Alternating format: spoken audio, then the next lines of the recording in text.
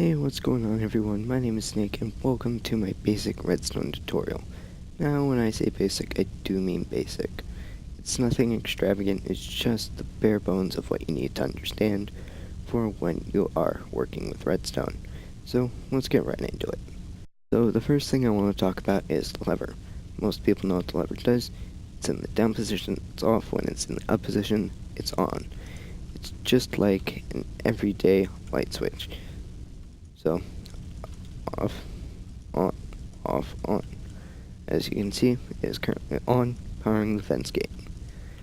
Now before I move any further, because I normally forget this in my other recordings, is to talk about the repeaters. Now, repeaters are easy to understand. All it is you can only have a redstone signal that travels 15 blocks, and once those are over, you need to use a redstone repeater. Now, a redstone repeater is very simple to use. You break the block that's right after this one, and then you place it, and it will continue the signal for another 15 blocks. Now, up next is the pressure plates, and the pressure plates, all you need to know is that the wooden one, you step on it, or you throw something onto it to activate the redstone signal. The stone pressure plate, all you have to do is step on it and that'll work. But you can't throw anything on it, which is really weird. Then there's the weighted pressure plate, where if you step on it, it'll only send the signal one block forward. Now, if I was to say, drop a bunch of sandstone onto it, like so. Oh, apparently none of it wants to go on. But if I put 3 stacks on there, it'll send the signal 3 over. Now, the iron one is very not useful. It's a big burden because if I step on it, it'll only send it 1. But then if we do what we did with the last one, like throw a bunch of sandstone on it, or anything really, it won't send it until you have, I don't know how many blocks on there. But it's not the most useful of them. Next up we have the tripwire, and the tripwire is very easy to set up and use. So 2 blocks right across from each other, and there has to be a 4 block space right in between. And you just do that, and then place the string, and there you go. You have a working tripwire. Or if you don't want somebody to walk across it because they're too skeptical, then you just throw an item and then it's done. Yay!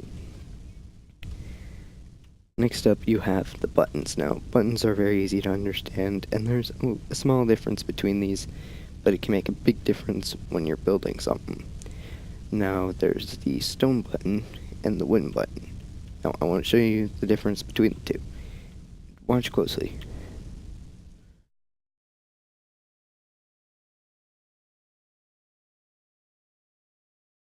Did you guys notice?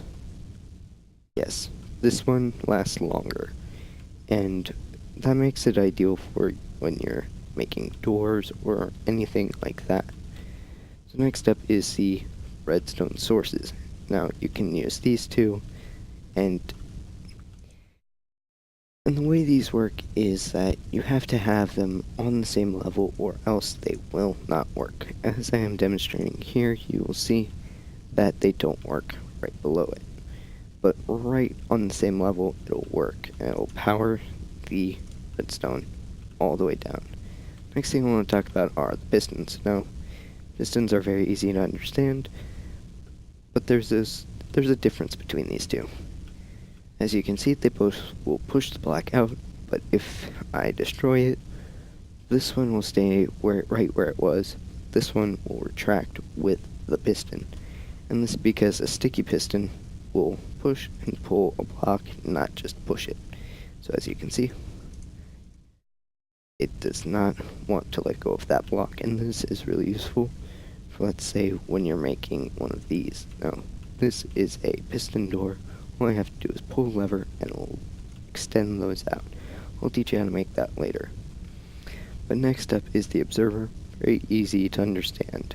This face, if you place something in front of it or break something in front of it, it'll send a redstone signal out and power whatever you need it to. So, right here, I have a dispenser with some arrows in it. And as you can see, I'm placing and destroying a block right in front of it, and the arrows are coming out. My favorite thing to do is to take something like this, which is a clock circuit, and I'll teach you how to make those as well. But all it is I place these two right here, and then I get a supercharged arrow launcher. Now, these are just the basics, but once you get good at this, you can start making other builds.